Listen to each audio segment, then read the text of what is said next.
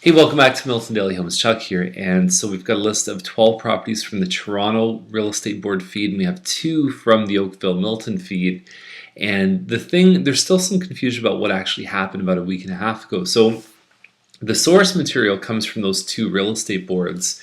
And so that's the access that we have when we're licensed. So it goes from there and then it migrates over to the public sites, and it usually takes up to 72 hours for that to happen. So if it's listed on one or the other, the public will still see the listing with that delay. But we actually have faster immediate access, but we just need to divide our attention between the 2 boards so we get all the information because they just stop sharing. So that's kind of what's going on. If you do have questions, let me know about it. But we've got 12 plus 2, and so we're going to start off today's list with the Toronto list. And so 620 Ferguson, number 63 is at 318. It's actually right on Ferguson, so it faces the road.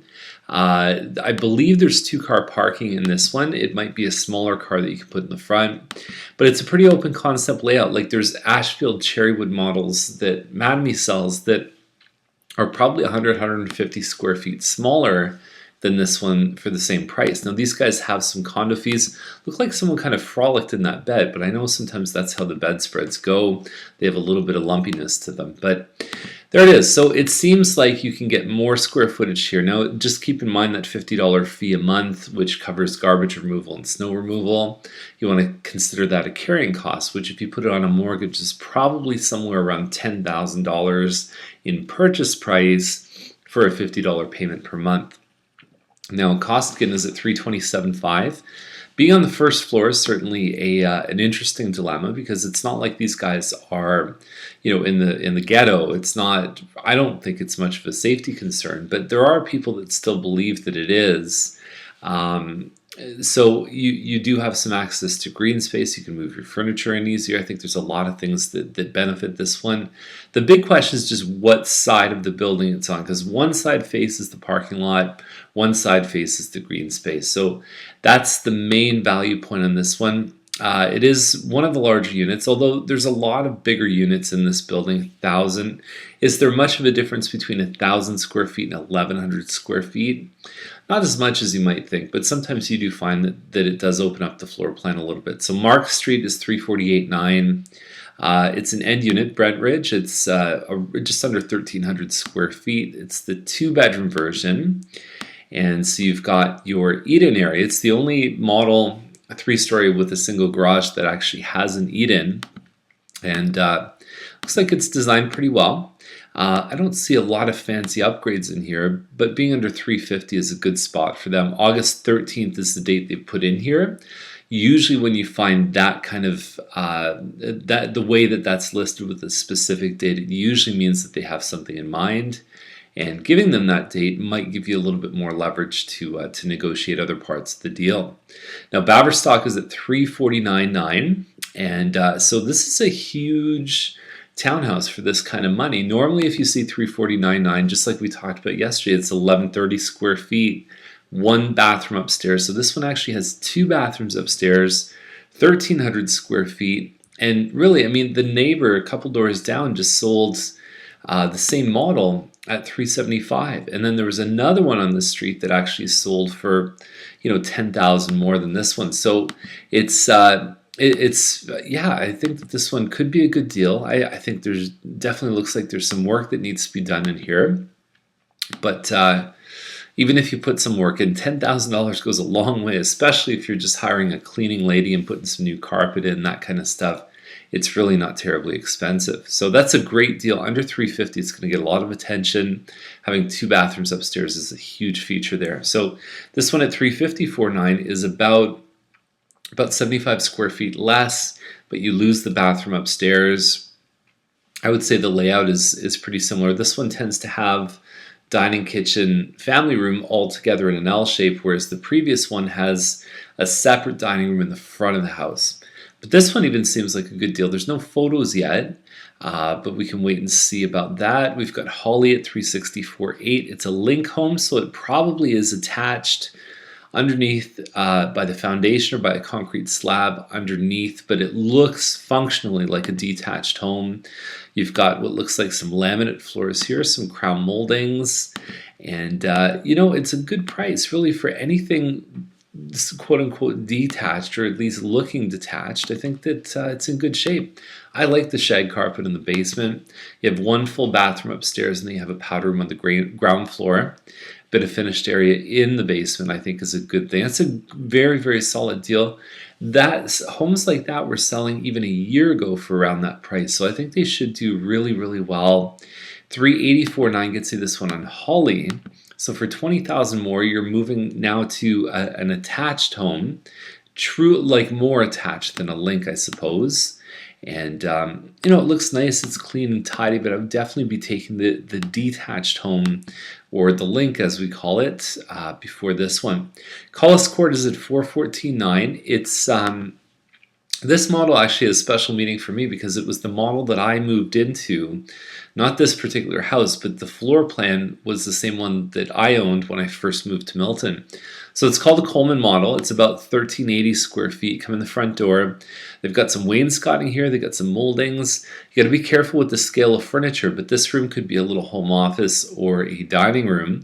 Move down the hall, so you can see just the end of the chair there. Down the hall, you've got your kitchen. Opening up to the family room, you've got a nice big wood deck. They've changed the stairs up, and they've got a finished basement.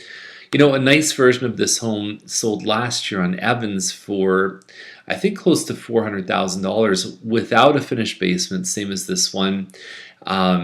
Same model as this one. Now, this one has a finished basement. It actually looks like it's been done pretty well. So I think they're in the right range. Although you can certainly buy bigger homes in this neighborhood for that price.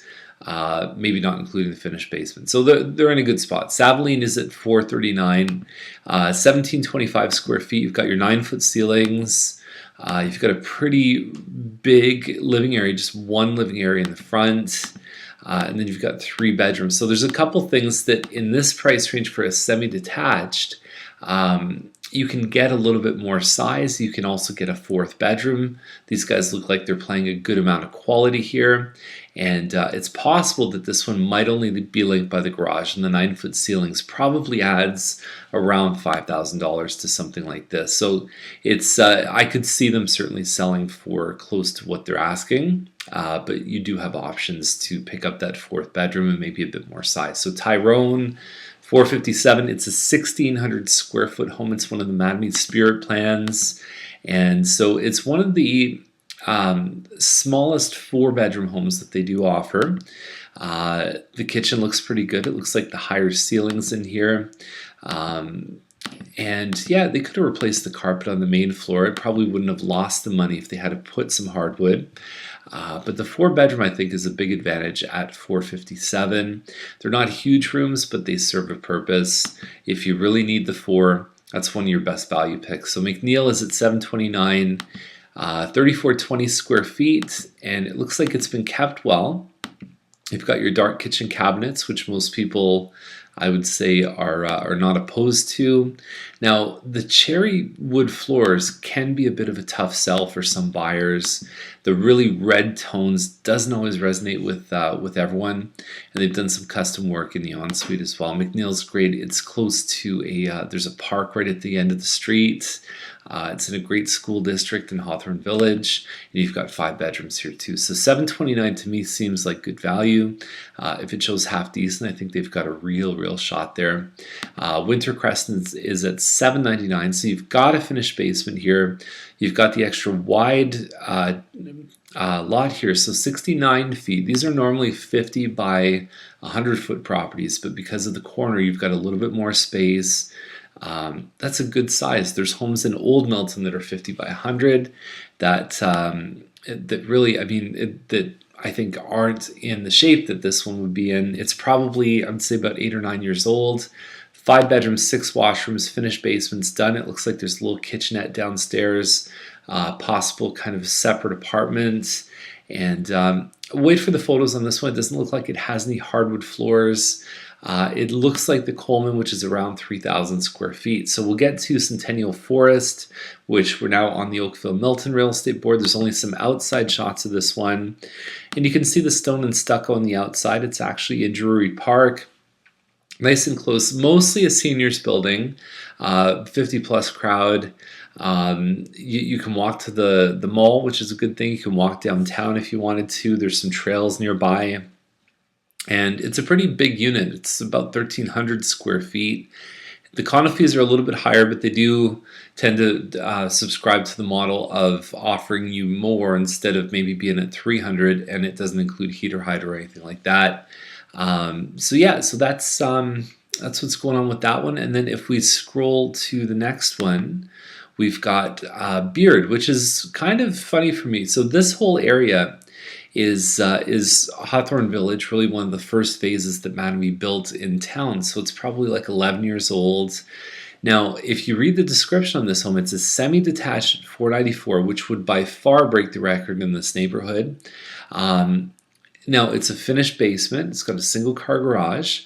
It's 3 bedrooms, and it says 1 year old by new trend in Hawthorne Village on a 40 by 80 foot lot. So I'm wondering if something happened here, if perhaps there was a fire or there was something going on, because Mattamy is the builder, not New Trend. I've never even heard of New Trend before. This one's kind of an interesting one. I'm looking forward to seeing the photos. It could be a bit of a custom job, and we'll see what happens. So that's Beard Drive, and that's the 14 properties for today. If you have any questions, give us a call. We'd be glad to help you with anything related to Milton real estate. So we'll see you tomorrow, and have a great day.